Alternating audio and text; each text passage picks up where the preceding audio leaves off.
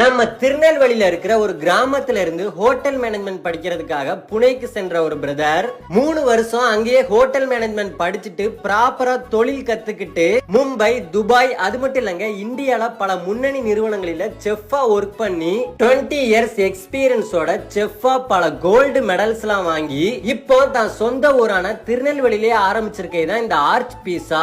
இங்க மக்களுக்கு ஹெல்த்தியான முறையில பீட்சா கொடுக்கணும் அப்படிங்கிறதுக்காக மைதாவே யூஸ் பண்ண அதாவது சிறுதானியங்கள் கோதுமை, கம்பு, திணை, கேழ்வரகு, குதிரைவாளிலாம் யூஸ் பண்ணி ஹெல்த்தியான முறையில 0% மைதால பீட்சா சாண்ட்விச் எல்லாம் ரெடி பண்ணி கொடுத்துட்டு இருக்காங்க.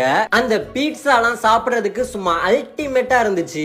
அப்புறம் இந்த மல்டி கிரெயின்ல பண்ண burger and chicken clubs sandwich எல்லாம் கொஞ்சமா மைதா அதிகமா தானியங்கள் யூஸ் பண்ணி ஹெல்த்தியான முறையில டேஸ்டியா கொடுக்கறாங்க.